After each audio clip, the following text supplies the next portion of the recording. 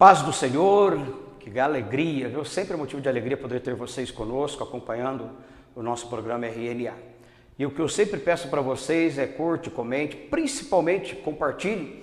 E nesse momento que está iniciando aqui, que vai iniciar o nosso RNA, dá tempo de você mandar a mensagem aí para os seus grupos de WhatsApp, Facebook. Olha, está começando o RNA e hoje nós estaremos revendo aqui um estudo da Palavra do Senhor, ministrada pelo professor Wanderson, evangelista Wanderson, na nossa escola bíblica dominical, Vivendo o Fervor do Espírito Santo. Então acompanhe novamente esse estudo. Mas antes de acompanhar novamente esse estudo, eu quero falar com você da importância da escola bíblica dominical. Sei que você vai estar revendo esse estudo ministrado pelo pastor Wanderson, mas é uma alegria quando você pode estar conosco na nossa escola bíblica dominical. Cada domingo na sala dos adultos são professores diferentes, com matérias diferentes, lições diferentes, e bem como também nas classes que temos aqui para diversas áreas, diversas etapas de idades. Quem tem o teu filho, pode trazê-lo desde o maternal até a fase adulta. Nós temos salas aqui específicas e professores para cada classe da escola bíblica dominical. O nosso desejo é que você venha participar conosco da nossa escola bíblica ou acompanhar pelas nossas redes sociais, todos os domingos transmitido a partir das 9 horas da manhã, ao vivo, a nossa escola bíblica dominical. Então vamos rever novamente esse estudo da Palavra do Senhor, ministrado pelo pastor Wanderson, na nossa escola bíblica dominical, Vivendo o Fervor do Espírito Santo. Aleluia, glória a Deus. A paz do Senhor, meus irmãos, bom dia. Deus abençoe a vida de cada um dos irmãos, em o nome de Jesus. As nossas classes já podem descer. Glória a Deus pela vida de cada um dos irmãos que já estão conosco nesta manhã, para nós juntos estudarmos a palavra do Senhor. Desta feita, lição de número 9, o pastor Isaías já fez as leituras.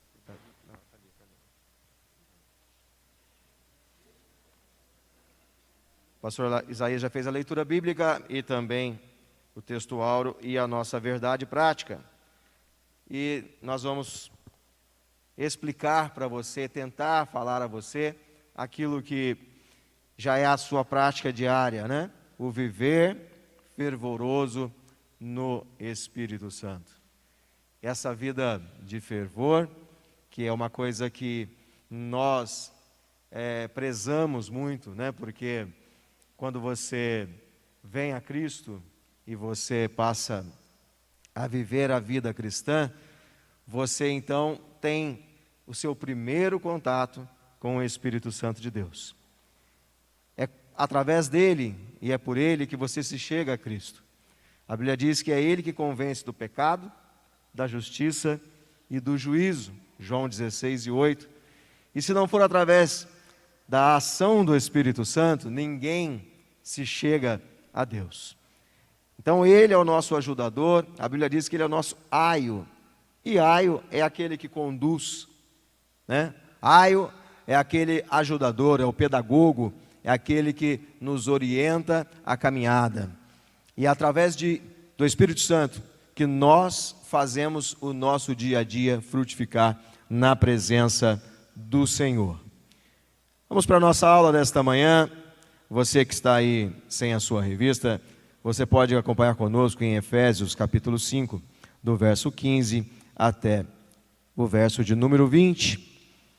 E eu coloquei uma expressão aí, um pensamento, que quem não for cheio do Espírito, o será de qualquer outra coisa. Vazio ninguém fica. Ou você está cheio do Espírito Santo, ou você está cheio de qualquer outra coisa. Vazio ninguém nunca está. E isso é um pensamento bíblico, porque a Bíblia diz que quando nós entregamos nossas vidas ao Senhor, é como se nós estivéssemos ainda longe de Cristo, né? Nós tivéssemos em nós um valente. A Bíblia diz que é um valente. E ele está ali habitando o nosso coração. Mas quando o Espírito Santo vem, ele faz uma limpeza na casa. E a Bíblia diz que ele pega aquele valente e ele expulsa o valente da casa. E agora ele limpa, ele adorna, ele deixa a casa bonitinha e ele começa a habitar na casa. Então você veja que a casa ela era habitada por um valente que foi expulso e agora ela é habitada pelo Espírito Santo. Mas a Bíblia diz que aquele antigo morador, de vez em quando, ele vem sondar para ver se a casa não está disponível. E se, porventura, alguém deixar a casa vazia, e isso significa que o morador Espírito Santo saiu, aquele antigo valente, vendo a casa limpa, adornada e vazia, ele vem morar de novo, e ele traz outros 7 moradores, e a Bíblia diz que a situação daquela pessoa, ela se torna muitas vezes pior do que era antes. Por isso esse pensamento, que quem não for cheio do Espírito Santo, ele vai ser cheio de alguma outra coisa, vazio ninguém fica. E deixa eu só acordá-los nesta manhã, e a mim também, né? Quantos aqui estão cheios do Espírito Santo nesta manhã? Amém, glória a Deus. Você que está em casa aí, levante a sua mão na sua sala aí, no seu quarto, diga aí que você também é cheio do Espírito Santo. Queridos, a Bíblia diz que se com o coração você crer, e que com a sua boca você confessar, então você será salvo. É importante, irmãos, que nós saibamos disso, que o nosso inimigo saiba disso, e que o próprio Deus saiba também. Com a sua boca você confesse: eu sou cheio do Espírito Santo. E aí eu quero fazer um pensamento com você nesta manhã. Nós somos cheios ou nós estamos cheios? O que você pensa comigo nesta manhã? Nós somos cheios ou nós estamos cheios? Quem que pensa isso junto comigo nesta manhã? Beatriz, você que está levantando a mão aí. O que você acha? Nós somos cheios ou nós estamos cheios? Espera aí, vamos lá. Deixa eu pegar a Maria Rosa aqui primeiro, aqui, a nossa matriarca. Pois não, Maria? Sempre cheios, sempre cheios. Fala, B.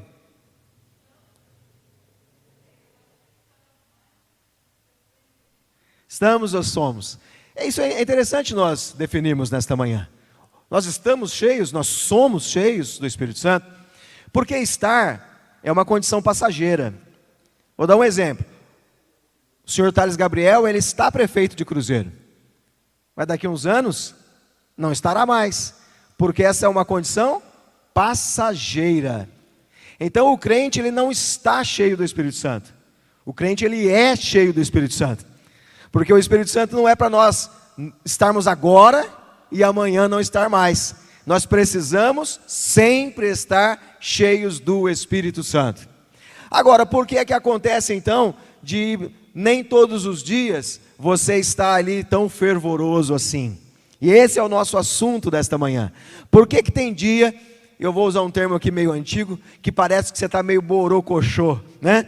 Parece que você não está muito animado, parece que você não está ali tão fervoroso, para usar o termo da nossa lição. O que ocorre é que nós, acho que você já estiver na praia, pelo menos todo mundo, né? Quando você está dentro da água na praia, e a água da praia, ela vem ali em ondas, não é assim? Mas, quando você está sendo, o Samuel vai lembrar disso aí, né? Sabe aqueles caldos que você leva na praia? Quando você está entrando no comecinho ali, que parece que ela arrebenta ali, e você está entrando e você leva, alguns dizem caixote, né? E você cai, aí você entra de novo, você cai. Por quê? Porque você está num lugar de altos e baixos, você está num lugar de ondas fortes, mas à medida que você avança, e a água vem mais para cima, o que acontece? É natural que você esteja ali mais calmo e mais tranquilo, porque já é lugar de nadar, porque ali já é lugar profundo, e em lugar profundo as ondas não agitam da maneira que ela agita na beirada. O que eu quero dizer com isso? Que muitas vezes nós nos encontramos numa situação em que hoje estou fervoroso, amanhã não estou, hoje estou fervoroso e amanhã não estou, é porque eu estou nadando no rasinho. Se a gente aprofundar mais nas águas profundas de Deus, então esse agitar das ondas, ele tende a parar, porque você passa a estar sendo uma única coisa com a água. Eu não sei se você já teve uma experiência, pelo menos quando criança, hein, Jussiane? Deve ter feito muito isso lá na casa do pastor João Barbosa. Antigamente tinha umas bacias de ferro, redondas assim, que a criançada gostava de encher de água morninha, aí você se deitava naquela bacia, e você ficava ali, né, às vezes a perna até para fora, mas o seu corpo submerso, e aquilo trazia uma calma tão boa no coração da criança, que a ideia que se dava é que você tinha a sensação, pastor Isaías, que a água e o seu corpo era uma coisa só, você não sentia mais a diferença, porque você estava submerso naquela água. O que é a ideia de ser fervoroso no Espírito? É o submergir, é você buscar águas profundas, é você se integrar de tal maneira que você e o Espírito passam a ser um único apenas. Eu quero chamar a atenção para você, Lucas 24, 49, quem pode ler para nós nesta manhã? Até não está na nossa lição aqui não, mas o Espírito Santo me fez lembrar aqui, Lucas 24, 49, quem que poderia ler para nós?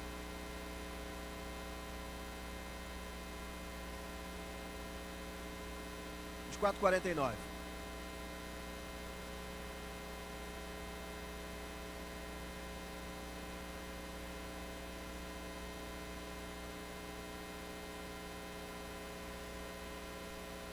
Olha só, Jesus dizendo aos discípulos antes dele subir ao céu: eu vi sobre vós a promessa de meu Pai, ficai em Jerusalém, até que do alto vocês sejam revestidos de poder. E é interessante esse versículo, porque Jesus está dizendo para os discípulos: olha, eu estou indo para o Pai, mas eu vou deixar uma promessa sobre vocês. E a promessa é: vocês fiquem em Jerusalém. Primeiro, a palavra ficar no grego é katizer. E katizer quer dizer o seguinte: não é o ficar assentado simplesmente esperando alguma coisa acontecer, não é isso. Katizer é você se assentar com autoridade, ou seja, alguém que ocupa uma cadeira de autoridade, ele está assentado, e isso é a diferença entre estar assentado e estar sentado. Estar sentado é como você se senta no sofá da sua sala, é como vocês se sentam aí na poltrona, vocês estão sentados. Assentar é você tomar um trono, é você tomar um lugar de autoridade, e Jesus não disse assim: sentem-se em Jerusalém, ele diz: fiquem assentados. O que ele estava dizendo? Vocês vão receber a promessa do Espírito Santo, vocês vão receber o fervor do Espírito Santo, se assentem, coloquem-se no lugar de autoridade, porque vai vir a promessa do Pai sobre a vida de vocês. E aí ele diz a segunda palavra, né? Ficar em Jerusalém até que do alto sejam revestidos de poder. Revestidos é uma segunda palavra grega que significa endir. Endir quer dizer, você veste e depois você veste por cima. Ou seja, eu vesti a camisa e eu me revesti com esse paletó. Eu vesti a camisa e me revesti com o paletó. Eu estou vestido por cima da minha vestidura. E o que ele quis dizer com isso? A promessa do Pai é: primeiro, quando vocês se convertem, vocês são cheios do Espírito. Então você já tem o selo da sua salvação. Mas existe algo a mais. E este algo a mais é o revestimento. E este revestimento ele acontece com o batismo no Espírito Santo. Por isso que o batismo não é vestir, é revestir. Você já está vestido e você veste por cima.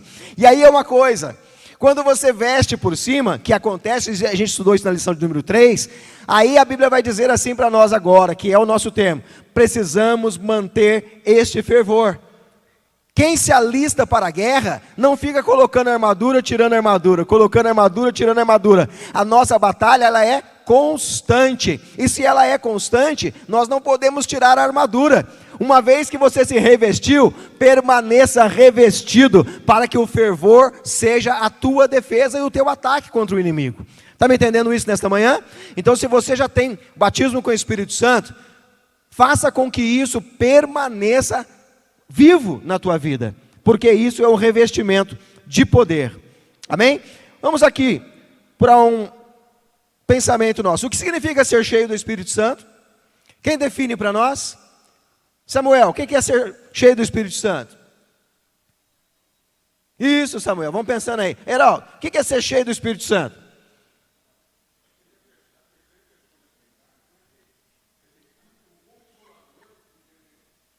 Gostei disso, hein? A terceira pessoa da Trindade em nós, vivendo em nós. Quem mais? É gostoso quando você faz pergunta para a classe assim, você olha para um lado, o pessoal olha para lá, você olha para cá, o pessoal olha para lá, né? Eu estou me sentindo igual aquele rapaz do X-Men que tira o óculos, Gerson, sabe? Que parece que vai dar um raio na pessoa. Luciano, o que é ser cheio do Espírito Santo?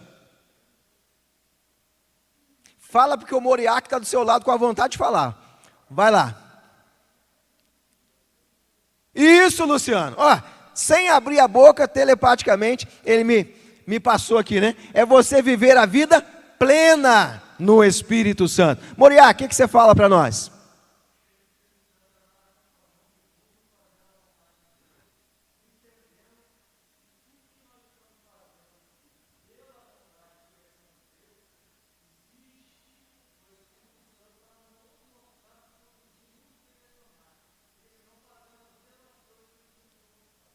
Rapaz, você parece até que é de que luz? Que isso? Ô pastor Gerson, o professor sentado lá atrás, rapaz, você fica me colocando na fria aqui. É isso mesmo, ó, andar na contramão do mundo, fazendo a vontade do Pai, porque é Ele o nosso orientador, é Ele que nos disciplina, nos conduz. Gostei dessa explicação, viu? Eu acho que é por causa dessa gravata que você está hoje aí, que você está explicando tão bem assim. Ser cheio do Espírito Santo, olha aí, pode significar o batismo no Espírito Santo, mas também viver a plenitude ou o fervor do Espírito. É o que está na sua revista. Por quê? Quando você é batizado, você está cheio, repleto. Pode significar isso, mas também viver a plenitude ou o fervor do Espírito. Viver a plenitude ou o fervor é o cotidiano. É eu me esforçar para estar com o coração aberto, de tal maneira que Deus encontre lugar no meu coração para atuar com o Espírito Santo. É semelhante àquele churrasco que você está fazendo, e aí quando você anima o começo do churrasco, você coloca álcool, e pega aquele fogo alto, né? Só que aí daqui a pouquinho você vai assando a carne, e o que acontece? Parece que a brasa, ela tem uma tendência, ela ir se esfriando. O que você faz? Na nossa época, a gente pegava uma tampa e abanava, não é isso? Hoje o povo descobriu o secador. As pessoas colocaram até uma tomada do lado da churrasqueira e liga o secador e faz ventar mais para poder avivar a brasa. Não é assim que faz? Eu sei que o pessoal descobriu o secador aí, não é isso? Então o que acontece? Aviva a brasa novamente. Fervor do Espírito é tornar quente. É você aquecer, é você reacender. E para que isso aconteça, você precisa abanar a brasa. Você precisa dar uma chacoalhada, ó. Toca aí a tampa da panela, uma tampa de caixa, liga o secador, né? Pede emprestado para o Gerson aqui que não usa secador mais, né, Gerson? Já empresta para os irmãos aí, para poder acender essa churrasqueira. Por quê, queridos? Nós precisamos reavivar a brasa do nosso coração. E vou dizer uma coisa para vocês aqui. Se a gente não tomar cuidado, a nossa brasa vira carvão. Se nós não tomarmos cuidado, a nossa brasa vira carvão. Agora, como é que eu acendo? Primeiro, oração. Eu acendo com consagração. Eu acendo com santificação. Eu acendo com jejum. Eu acendo, meus irmãos, com a comunhão. Eu acendo, e muitas pessoas acham que não, com a presença nos cultos. Porque pode acontecer de você chegar aqui meio tristonho. Não sei se já aconteceu com você. Você chega assim meio cabisbaixo. Aí de repente você encontra com alguém. E quando você o saúda com a paz do Senhor. E você pega na mão dele, na mão dela. Ei, aquela brasa que está queimando no coração dele. Parece que passa para a gente. Você sente um negócio diferente. E aquele paz do Senhor foi diferente, começa a queimar no seu coração, e você começa a sentir o calor do Espírito Santo dentro de você. Já aconteceu isso com você, irmão? Com alguém aqui nesta manhã? Olha aí, isso é verdade. Isso é verdade, porque um anima o outro, ao seu companheiro diz, esforça-te. Ao seu companheiro diz, esforça-te. Nós precisamos estar juntos. Quando as brasas ali do carvão elas estão juntas, uma acende a outra. É isso? Olha aqui 3 pontos que estão na nossa lição. Primeiro deles, é de suma importância viver uma vida pela palavra e oração. É de suma importância viver uma vida pela palavra e oração. Quem não lê Bíblia e quem não ora, a tendência é de se apagar. Nós precisamos ler Bíblia e também orar. Agora, não é, irmãos, uma leitura simplesmente. Quando a Bíblia diz sobre ler, é a meditação. Meditar é você ler, e não me julgue aqui pela minha expressão agora. Tem muita gente que se gaba de dizer, eu já li a Bíblia 200 vezes, eu já li a Bíblia 300 vezes, isso é muito bom, é salutar ler a Bíblia. Mas você pergunta às vezes para a pessoa, e o que você aprendeu? E muitas vezes ela leu, como se fosse um recorde para o Guinness. Aí eu vou ler a Bíblia, vou ler, mas não guarda nada, não retém nada. Aí o que acontece? Não meditou, leu e não aprendeu. É melhor que você leia uma única vez, meditando, buscando, entendendo o que está escrito, vai te fazer muito mais proveito. Então, leitura da palavra e oração. Eu gosto sempre do versículo 17 do capítulo 10 de Romanos, que ele está escrito assim, que a fé vem pelo ouvir, e o ouvir pela palavra de Deus. Muitas pessoas leem esse versículo e dizem, a fé vem pelo ouvir e ouvir a palavra de Deus. Nenhuma Bíblia vai estar escrito ouvir a palavra de Deus. Ouvir a palavra não gera fé. Ouvir a palavra não gera fé. Ouvir pela palavra gera fé. Se você pode pegar em qualquer versão de Bíblia, vai dizer que a fé vem pelo ouvir mediante a palavra, ouvir por intermédio da palavra, ou ouvir pela palavra, e não ouvir a palavra. Porque essa expressão aí, pela, ou mediante, ou através, é uma expressão grega que chama diá. E diá significa, é um canal por onde passa a virtude. Ou seja, por que a fé ela é gerada no meu coração? Porque eu ouço pela palavra. E quem é a palavra? A Bíblia diz que a palavra é o Senhor Jesus. Então, quando eu ouço uma pregação através de Jesus, então isso gera fé na minha vida. Quando eu ouço uma explicação através de Jesus, isso gera fé na minha vida. E não é simplesmente a leitura da palavra. Porque se fosse isso, todo mundo que lesse a Bíblia se convertia. E tem muita gente que lê a Bíblia e não se converte. Por que não converte? Porque não gerou fé. E se não gerar fé, também não gera salvação. Você pode pegar qualquer versão de Bíblia, e aí isso vai mostrar. Quer ver uma outra colocação que eu acho interessante? Porque as pessoas pensam que é como se fosse um amuleto. Eu vou ler e eu vou ser fervoroso. Não é assim. Eu preciso ler e meditar através da pessoa de Jesus. Não é o local, é a pessoa. João capítulo 6, Jesus está interpelando ali os seus discípulos. E alguns dizem assim, Senhor, a palavra está muito dura. As pessoas estão indo embora. E Jesus vira para eles e diz, vocês querem ir embora também? Pode ir. E aí Pedro dá uma resposta para Jesus. Como é que Pedro fala? Então, não é isso que a gente pensa? Que Pedro fala, para onde iremos nós? Não é assim que a gente ouve pregar? Sabia que Pedro não falou isso? Pedro não fala para onde iremos nós. Você pode pegar qualquer versão de Bíblia, não está escrito isso. É porque nós estamos acostumados a falar isso, porque onde é advérbio de lugar. Onde quer dizer lugar? Pedro fala assim, para quem iremos nós? Não é onde, é quem. Porque onde é lugar, mas quem é uma pessoa. E ele quer dizer para quem? Nós só temos o Senhor. É o Senhor que gera fé, é o Senhor que nos salva, é o Senhor que nos anima. Então ele não diz para onde, ele diz para quem. Pode consultar na sua Bíblia, João 6,69. Se ele não diz para quem, é qualquer versão de Bíblia, porque quem é pessoa, quem gera o fervor no nosso coração, não é simplesmente, irmãos, uma vida religiosa, mas o fervor é gerado pela pessoa do Espírito Santo na vida de cada um de nós. Ele é uma pessoa. O Heraldo disse aqui, a terceira pessoa da Trindade. É Ele que gera o fervor em nossos corações. Você está entendendo isso nesta manhã? Então, não é um local, é uma pessoa. E esta pessoa, ela habita dentro de você. Ela mora em você. Você sabe disso?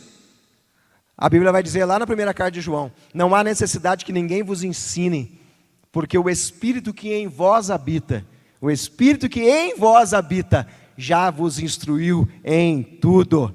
Nenhum professor ensina nada novo. O professor apenas ativa aquilo que o Espírito Santo já falou dentro do seu coração. Aquilo que já está aí, ministrado pelo Espírito Santo. Quando o professor fala e combina, você fala, é isso mesmo. Glória a Deus, você responde, você diz aleluia, porque você combina, porque dentro do seu coração algo já está queimando aí, isso é o fervor do Espírito Santo. Olha o tópico 2 aí, de igual modo, é importante manter-se cheio do Espírito. Irmãos, tem muita gente que parece uma caixa d'água. Vem lá aqui em Cruzeiro a gente chama ETA, né? A água vem lá da ETA e enche a sua caixa d'água. A boia vai lá em cima. Aí você diz, já estou cheio, posso parar de receber. Não é assim que acontece lá na sua casa? Se a boia for lá em cima, a caixa d'água encheu, o que acontece? Para de entrar água. Não é isso, pastor? A água para de entrar. Então você diz, já estou cheio, não preciso mais. Só que, quando você abre a torneira da sua pia, sai água. E o que acontece lá em cima? Entra água de novo. Porque a caixa d'água baixou o nível, começa a baixar, entra água de novo. Você abre a torneira, vazou, enche de novo. Só que isso é contínuo. Isso é contínuo. E por que isso acontece? Porque a Bíblia, irmãos, ela nos orienta que nós demos de graça aquilo que a gente recebe de graça. Então Deus não te chamou para você ser uma caixa d'água, aonde você foi batizado e você se encheu, e tem um monte de gente com sede e você não abre a torneira. O fervor do Espírito Santo que está em você precisa escancarar a torneira para vazar a água da sua caixa d'água, porque o Espírito Santo tem mais para encher você. E alguém diz assim, não, eu não vou dar da água que eu tenho, porque senão depois eu vou ficar com sede. Ei, a Bíblia diz que o Espírito Santo é uma fonte inesgotável. E Jesus disse assim ainda para a mulher lá samaritana, aquele que crê em mim, como diz as Escrituras, vai nascer nele uma fonte de água viva, que vai saltar para a vida eterna. Então não tenha medo de você ficar desabastecido. O nosso Deus tem mais água para a sua vida, e o fervor do Espírito Santo ele continua em você. Você está entendendo isso? Existe uma diferença entre ser lago e ser rio.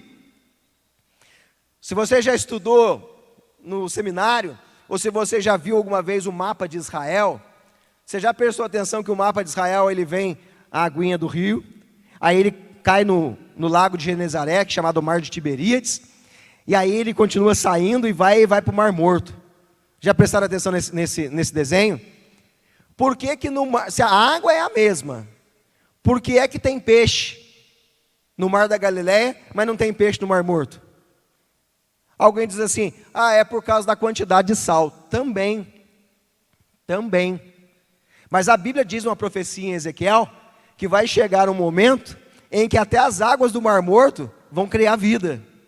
Está escrito na profecia de Ezequiel. E o rio é o mesmo.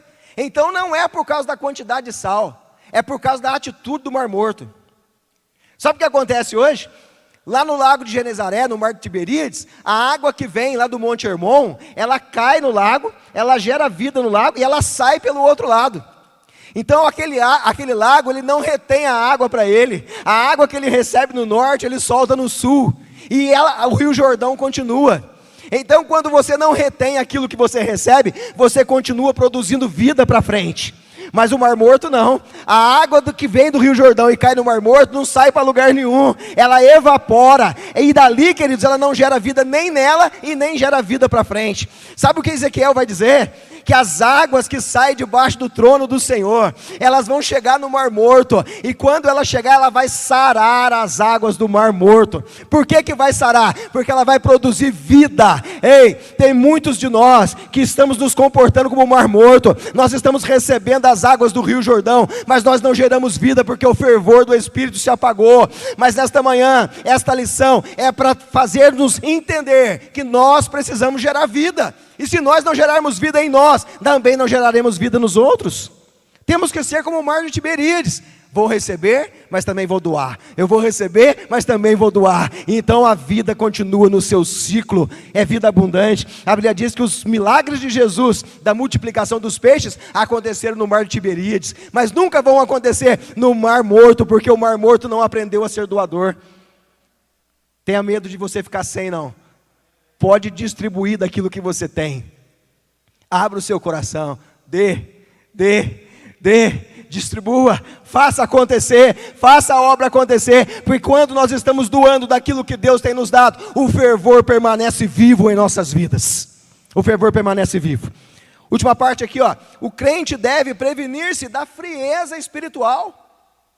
Irmão, esse negócio de crente encarangado, né? Estou carangado aqui, né, Ruth? Estou carangado, estou com frio. Chega perto da brasa, chega perto do fogo do Espírito, e toda a frieza vai dissipar. Existe na história da igreja, um homem chamado Policarpo, que era discípulo de João. Policarpo, quando tentaram matar o Policarpo de várias maneiras tentaram matar Policarpo.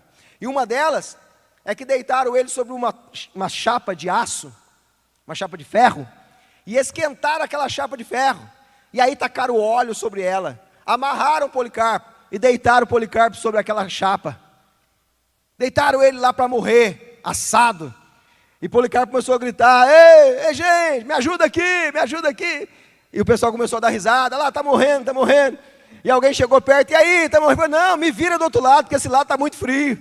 Ele pediu para virar ele de lado, porque daquele lado estava muito frio. Ei, quem faz isso é o Espírito Santo na vida do cristão, irmãos. É Ele que modifica as coisas, é Ele que faz acontecer. E Policarpo passou por essa experiência. Mas vamos lá, vamos entrar na lição, né? Depois dessa introdução, nós temos aí tópico de número 1. A importância da devoção pela palavra e oração. Está na sua página aí de número, eu não sei, na minha é 64, não sei se a lição de todo mundo é a mesma página, mas é o tópico de número 1, onde vai dizer a importância da devoção pela palavra de oração. Nós temos aí 4 partes: devoção, oração e a palavra, o viver sabiamente, e remindo o tempo. A importância da devoção pela palavra e oração. Olha aí, primeiro, devoção, né? Leitura da Bíblia, oração e jejum são importantes exercícios espirituais para a vida da igreja. Leitura da Bíblia, oração e jejum são importantes exercícios espirituais. Olha o termo que o comentador colocou: exercício. Exercício é aquilo que você faz diariamente. Alguns fazem caminhada, alguns vão à academia, alguns correm. Cada um faz um exercício. Para que a gente faz isso? Para a gente não ficar enferrujado. Não é isso? Nós fomos agora no feriado agora, teve o retiro, né, que não teve o retiro, teve o feriado, a gente resolveu correr um pouquinho, né, eu, o pastor Moriá, o pastor Fábio, a gente foi correr um pouquinho. Irmão do céu, quando chegou na quarta-feira, eu estava tudo entrevado, pastor Isaías, mas estava dando cãibra até para levantar da cadeira. Quantos anos que a gente não corre, né? Eu fui querer entrar na ideia dos pastores de correr, irmão, perdi o costume, e começou a me dar cãibra, e começou a me travar tudo. Eu falei: Jesus, o que é isso que está acontecendo? A falta do exercício corporal. Mas será que espiritualmente isso também acontece? Sim, o comentador colocou aqui: leitura da Bíblia, oração e jejum são importantes exercícios espirituais na vida da igreja. Se nós não exercitarmos, a gente vai ficar encarangado espiritualmente falando. Você conversa com a pessoa fala assim: e aí, como é que você está? Estou bom não. Irmão, e aí, como é que está as coisas? Não está bom não, a coisa está feia. Toda vez que você fala com ele não está bom. E por que ele não está bom? Porque não está praticando o exercício da leitura e da devoção, que é a prática da leitura da palavra do Senhor. Alguém quer falar alguma coisa? Pode falar, fica à vontade. Nós estamos na sala de aula. Podemos comentar e podemos falar a respeito da... Estou vendo alguns irmãos aqui, pedindo oração. É que a gente está acompanhando aqui na rede social também. Alguns irmãos pedindo oração. Tem aqui uma pessoa que colocou aqui: pastor, aonde está na sua Bíblia? Qual versículo, irmão? Fala aí que a gente cita para vocês. Né? A pessoa colocou: pastor, onde é que está esse versículo na Bíblia? Mas eu não sei qual versículo ele está querendo, que a gente cita aqui. A oração e a palavra. Segunda parte: não existe vida espiritual abundante sem oração. Irmão, não tem jeito de você ter uma vida plena se você não orar. E olha, não é essa oração que você recebe do outro. E você diz: olha, ora por mim. Não é isso. É a sua vida de oração. Você precisa orar. É claro que é muito bom receber a oração do pastor Gerson, pastor Isaías, pastor Moriá. É muito bom receber oração, mas você precisa orar. Você precisa dobrar o seu joelho, você precisa falar. E não é aquela oração da hora que você vai almoçar, que você agradece a comida. Essa também é boa, mas não é essa. Hein, Manjane? Eu estou falando assim, é a vida de oração mesmo. De você tirar um espaço de tempo para você orar. De você buscar um período para você poder falar com o Senhor.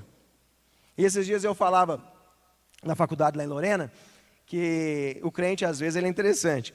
Ele dobra o joelho para orar. Aí ele dobra o joelho, ele fala com Deus. Aí Deus está ali esperando você, né? Porque Deus não vai interromper a sua fala, né? Então Deus está ali esperando. Aí você fala. Aí quando você acabou a sua oração, que ele vai falar com você, a hora que ele vai falar, você levanta, sai e vai embora. E você não espera a resposta da parte do Senhor. Eu falei assim, mas não é uma conversa com o Pai? Ore, fale com o Pai. Aguarde um pouquinho, medite um pouquinho, espere o Espírito Santo falar no seu coração. Não levante rapidinho e vire as costas, não. Converse mesmo, não tem aquela afobação, não, de orar, falar, e não ouvir o Espírito Santo. Hein, irmãos? O Espírito Santo é extremamente obediente ao Senhor, e a Bíblia diz que Ele é o nosso companheiro, Ele está ali conosco, para nos ajudar, para nos auxiliar, para nos conduzir. E aí, ele diz, agora eu vou te conduzir, agora eu vou te auxiliar. A hora que ele vai te responder, você levanta e vai embora e vai fazer outras coisas, e não espera o Espírito Santo falar com você. Então, temos que ter oração, vida de oração, mas uma vida que seja, o comentador chegou até a colocar, eu não coloquei isso, mas uma vida que não seja nécia. E ele deu uma explicação ali, né, que não seja tola e sem juízo. O que é fazer uma coisa tola e sem juízo? É você fazer algo que não tem um pensamento centrado. Eu vou orar, falar e não vou ouvir o Senhor. Então eu preciso ter um pensamento correto com o Senhor. Terceiro, viver sabiamente. O modo de vida do crente não pode ser o mesmo padrão do mundo. Isso é chover no molhado, né? Mas não dá. Não dá para você ter uma vida semelhante à vida que você tinha outrora e querer que o fervor do Espírito esteja na sua vida. Não dá. Ah, mas antigamente, antes de ser crente, eu vivia nos bares. Tá. Agora, eu sou crente. Eu vou viver no bar? A não ser que você seja o dono do bar. Mas não dá para você viver no bar. Por que não dá para você viver? Porque não coaduna a vida de agora com a vida que você tinha antigamente. Aí alguém diz assim, eu não sei por que o fervor do Espírito saiu da minha vida. Como é que está o teu proceder? Como é que está a tua vida? Como é que está o teu modo de agir? O teu modo de proceder na sua vida, nos seus negócios, na sua comunidade? Então, o modo de vida do crente não pode ser o mesmo do padrão do mundo. E por último ele diz aí, né, está até na nossa lição os versículos.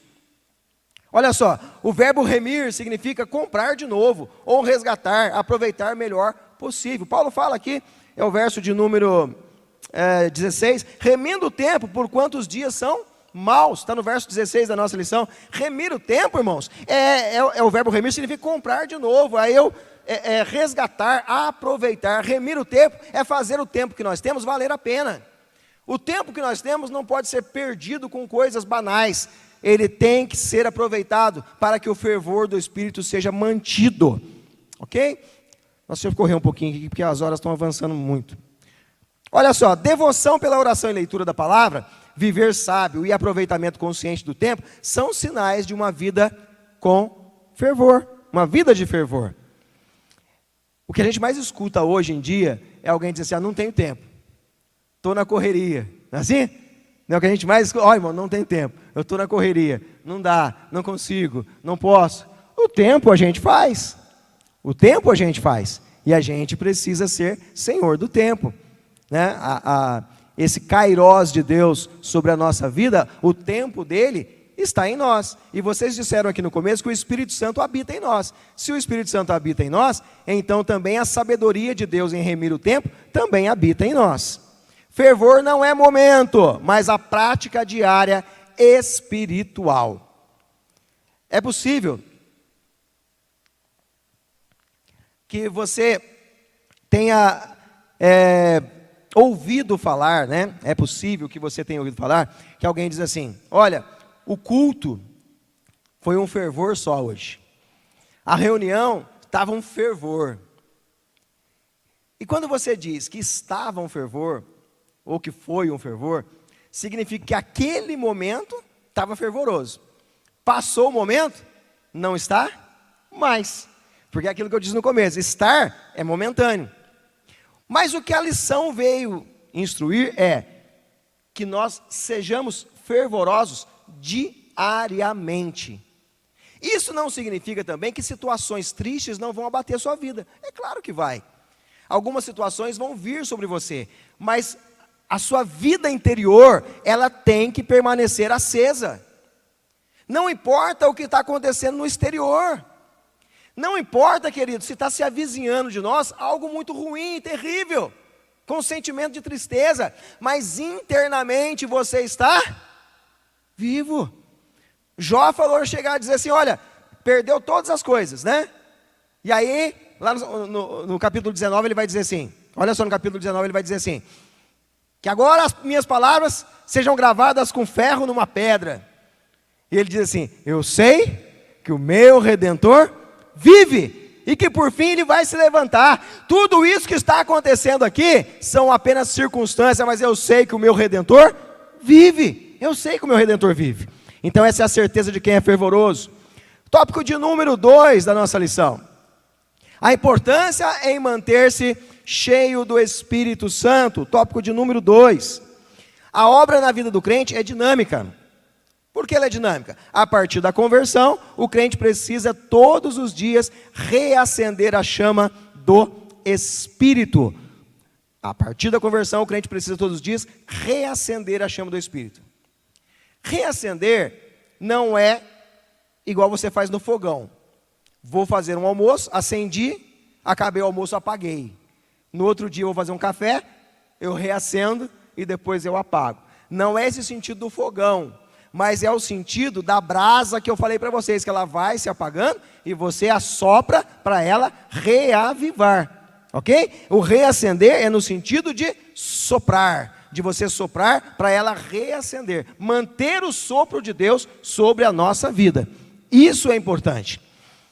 Olha, não é demérito e nem é vergonha para ninguém, se porventura você sentir-se que está meio vazio, ou você sentir-se uma necessidade de reacender e de repente você pode não estar conseguindo.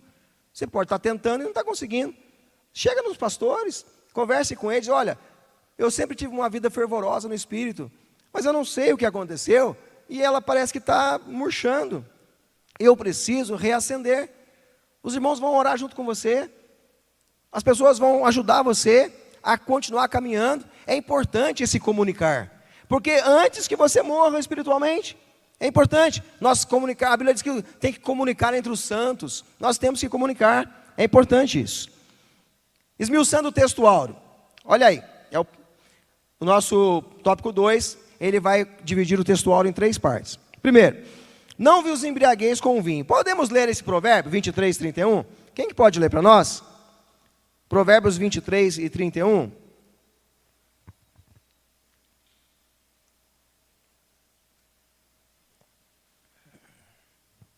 Quem que pode ler para nós? Provérbios 23 e 31. O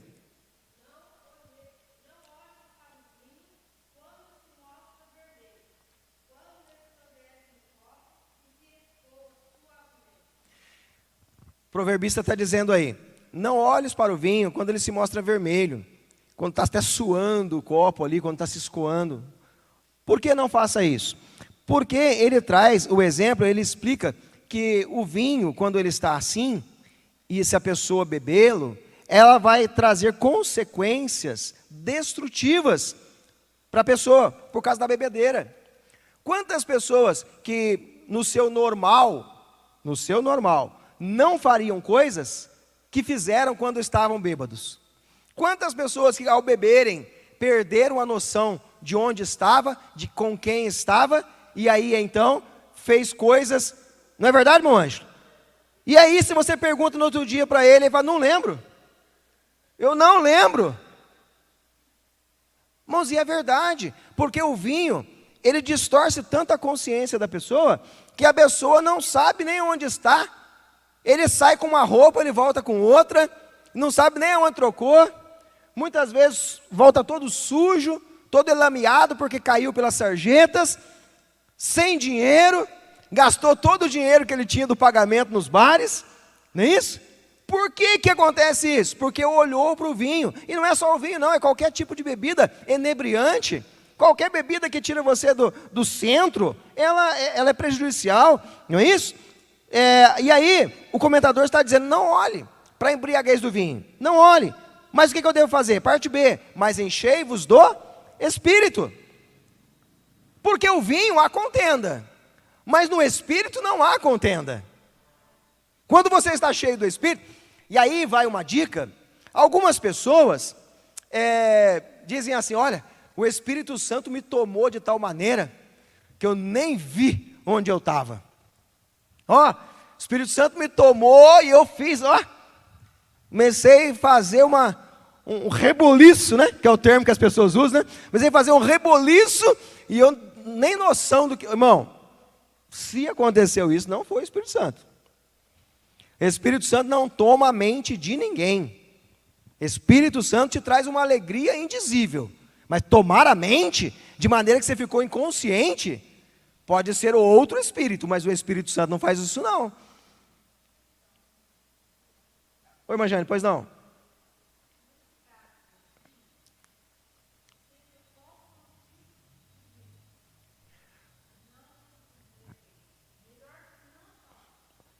Irmãos, a orientação é que não tome, né? Na ceia a gente não toma vinho, na ceia a gente toma suco da uva, né? Então, assim, a orientação é que não beba. A Bíblia vai dizer que não vos embriagueis, ok? Só que um abismo, ele chama outro abismo.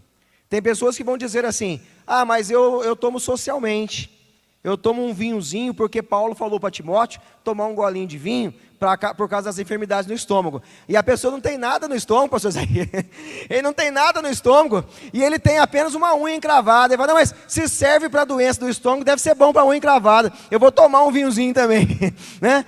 Só que aí o que acontece? Ele toma aquele vinhozinho dele ali e daqui a pouquinho aquele vinhozinho só não vai bastar. De um vinho vai para uma coisa um pouco mais forte, vai indo. Daqui a pouquinho está fazendo vexame.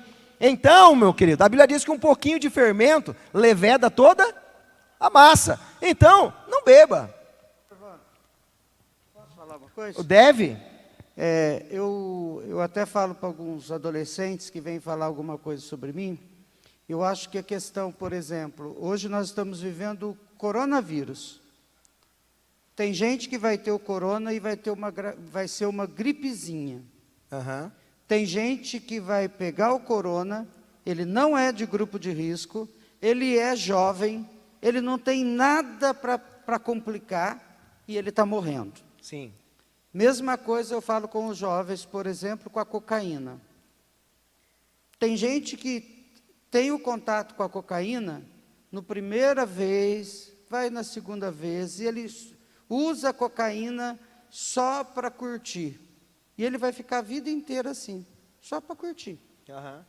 Tem gente que no primeiro uso, ele vicia e ele não consegue mais largar. Exatamente. Eu acho, o crack também é assim. Tem um aluno que usa crack só para curtir. Ele nunca vai ter dependência. Eu acho que está no organismo da pessoa. E a gente não sabe o que o organismo vai reagir. Então é a mesma coisa com o vinho ou com a cerveja, qualquer bebida. Você não sabe. De repente você vai tomar pela primeira vez e você vai ser escravo o resto da vida. Então, não faça. Não faça. Não faça. A Bíblia diz que quem pode fazer o bem e não faz, comete pecado. Então, se eu posso evitar, evita, né? O Gerson deu um exemplo que foi muito bom, Gerson, né? Tem gente que vai ter coronavírus e não vai sentir nada. Tem gente que, pode ser gente até de academia, pega e morre, porque o organismo responde de maneiras diferentes. Tem gente que vai beber um copo de vinho e vai ficar normal. Tem gente que vai beber e vai ficar ruim. Principalmente quem for adicto, né? Então, assim, até a Organização Mundial de Saúde orienta o quê? Evite o primeiro gole. Evite o primeiro gole. Evite. Então, queridos, o Gerson falou assim, vai depender do organismo. Mas eu pergunto uma coisa à igreja. A igreja é um corpo espiritual. Qual é o organismo que nós temos agora? Espiritual. E o organismo espiritual não bebe. A não ser só a Coca-Cola, né, mano? Coca também para quem? Coca também para quem tem algum problema e é difícil quem não tem, faz mal. Vicia também. Né? Vicia, café vicia. Meu pai. É.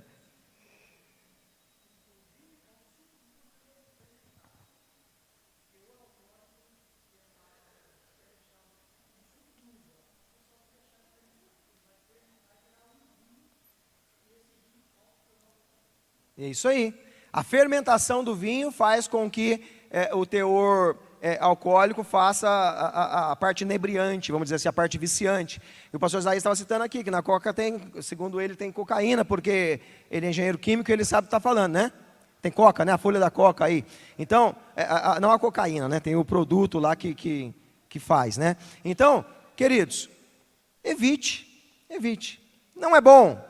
E além de falar o seguinte, talvez não te faça mal, mas pode causar escândalo. E a Bíblia diz que se você causar escândalo a algum irmão fraco na fé, você também está pecando. Ok? Então vamos evitar esse tipo de coisa. Parte C. Não confundir com o batismo no Espírito Santo. No batismo fomos cheios pela primeira vez. Continuar cheio é a prática da vida cristã.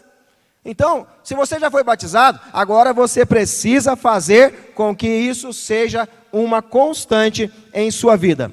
Nós temos só 8 minutos ali. O crente cheio do Espírito não perde o domínio, como acontece com o vinho, viu? Viver cheio do Espírito é o oposto de viver em contendas, confusão e devassidão. Cheio do Espírito não combina com a embriaguez do vinho. Alguém cheio do Espírito, você consegue ver alguém, hein, Samuel, cheio do Espírito e trançando as pernas para a rua? Hein, Jussiane, combina isso? Não combina.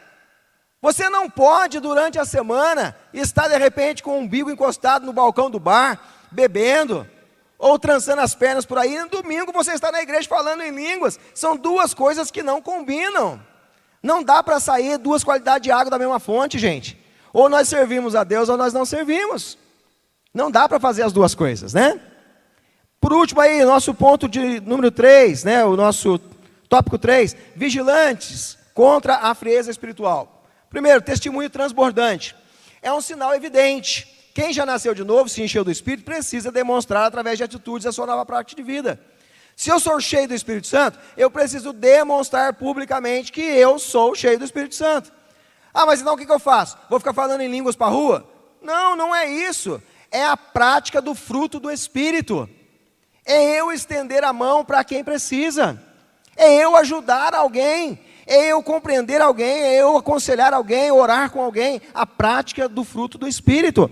Então eu não posso viver uma vida individual. Ah não, eu sou cheio do Espírito, não vou nem conversar com o Max ali mais, porque se de repente eu vou conversar com ele, eu posso me contaminar. Não! Irmãos, esse pensamento é errado. Tiago, que a Bíblia vai citá-lo, né? Tiago, no começo da fé, Tiago, ele tinha uma visão, e a história diz isso, está escrito no livro das histórias eclesiásticas de Eusébio de Cesareia, diz que Tiago, ele era conhecido, irmãos, como joelho de camelo. Tiago, joelho de camelo. Por que joelho de camelo? Ele tinha até um calo no seu joelho de tanto que ele orava. Bênção, bênção, bênção, bênção. Imagina você chegar a calejar o joelho de tanto que você ora. Você tem uma vida diária. Mas por um outro lado, a história também diz que ele não era muito adepto de tomar banho. E por que ele não era muito adepto? Porque ele entendia que no banho a unção saía. Então ele não tomava muito banho porque ele não queria perder a unção. E quando ele tomava, logo ele corria para o joelho para orar de novo. Então você veja que é um entendimento que não estava muito equilibrado, né? Imagina, nós não vamos tomar banho para sair unção. Aí fica um negócio esquisito, não dá para ficar um perto do outro aqui, né? Não dá. Então, queridos, isso é Eusébio de Cesareia que conta no livro da História Eclesiástica, o livro cristão mais antigo que existe, né? Então, queridos, prática de vida, prática a gente chama prática pia, né? Uma prática fiel. Segundo, dar graça em tudo. Essa é a vontade de Deus e deve ser a marca de todos os cristãos. Irmãos, nós não podemos ser os reclamões. Nós temos que dar graça em tudo. Saber agradecer. Irmãos, é natural do ser humano reclamar. Reclamar. É difícil quando você pergunta para alguém assim, tá tudo bem? E ele fala 1000 maravilhas. Tá tudo bem. Geralmente alguém fala, olha, tá bom, mas eu estou com uma dorzinha aqui nas cadeiras. Tá bom, mas eu sempre tenho mais. Sempre tem que reclamar de alguma coisa. Ei, a instrução bíblica é dar graça em tudo, porque essa é a vontade do Pai. A vontade do Pai é essa, que nós sejamos gratos. E sujeição. O quebrantamento e humildade expressam bem a plenitude do Espírito. Se você tem uma vida quebrantada, né? Uma vida de humildade, isso expressa que você tem fervor do Espírito no seu coração. Eu preciso encerrar aqui porque a hora minha já deu. Concluindo, o significado de enchei-vos do Espírito é ter uma vida cristã na plenitude do Espírito Santo. Isso envolve todos os aspectos da nossa vida. Então não dá para ser cheio do Espírito Santo na igreja e não ser cheio do Espírito Santo no trabalho. Não dá para ser cheio do Espírito Santo aqui e não ser cheio lá na escola, na faculdade. Ser cheio do Espírito Santo é ter uma vida plena, uma vida cheia do fervor. Não dá para ser de maneira diferente. Ser cheio do Espírito não é uma opção, é uma necessidade. Grave isso no seu coração, não é uma opção, é uma necessidade. E por último eu quero ler com você, primeira carta de Paulo aos Coríntios, capítulo 12, o versículo 13.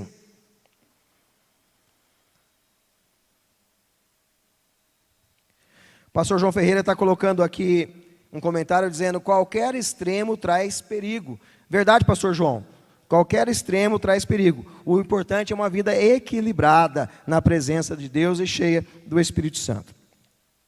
Capítulo 12, versículo 13. Pois todos nós fomos batizados em um Espírito, formando um corpo, quer judeus, quer gregos, quer servos, quer livres, e todos temos bebido de um Espírito. Então veja bem que são duas situações. Quando você entrega a sua vida a Cristo, o Espírito Santo pega você, te convence do pecado, da justiça e do juízo, e te batiza no corpo. Ele faz você ser pertencente do corpo. Então você agora faz parte do corpo de Cristo, você é um membro do corpo de Cristo. Isso é a primeira coisa. A segunda coisa está no finalzinho do versículo. E todos temos bebido de um Espírito. Então o que acontece? Acordei hoje, aqui ó, bebi do Espírito. Fiquei cheio, passei o dia, acordei amanhã, bebi de novo, e vou me enchendo. Tem gente que para na primeira fase, agora eu já faço parte do corpo de Cristo, agora eu já estou salvo, agora eu já estou livre, estou liberto, agora eu não preciso ir adiante. Não, todos os dias a gente precisa beber do mesmo Espírito. Amém, queridos? Alguma pergunta, alguma colocação? Tenho 30 segundos ali apenas. Em paz? Deus abençoe a vida de vocês, que vocês tenham uma vida fervorosa no Espírito Santo de Deus. Deus abençoe você que está em casa, que acompanhou conosco aí essa lição da Escola Bíblica. Porventura tendo alguma pergunta? Maravilha de estudo, né? Sempre o pastor Wanderson tem uma palavra abençoada, um estudo abençoado para as nossas vidas. E mais uma vez aprendemos o que é viver no fervor espiritual. E sem dúvida, sempre, desde que a sua vida seja guiada pelo Espírito Santo de Deus. E aproveitando aqui mais uma vez, para que você possa estar conosco domingo na nossa Escola Bíblica Dominical. Traga a sua família, venha com sua família participar conosco desse estudo da Palavra do Senhor. Você é o nosso convidado especial. É lógico, se não puder, nos acompanhe pelas redes sociais. Mas o nosso desejo é que você e a sua família participe conosco da nossa Escola Bíblica Dominical. Vamos orar ao Senhor? Querido Deus, nós te louvamos, te agradecemos e te exaltamos. Nossa gratidão por esse momento de mais uma vez tivemos a oportunidade de aprender a tua poderosa palavra ministrada pelo teu servo, pastor Wanderson. Abençoe, Senhor, a cada um que nos acompanhou. aquele que sempre está conosco, Senhor, participando, revendo, Senhor, essas mensagens preciosas. Entra com providência, Senhor, e que verdadeiramente possamos a cada instante ser guiado pelo Teu Espírito Santo. Tudo isso, ó Pai, nós pedimos, te agradecemos em nome do Senhor Jesus, que vive e reina para todos sempre. Amém. Que Deus abençoe a tua vida e até o nosso próximo RNA, permitido Deus. Que Deus vos abençoe imensamente.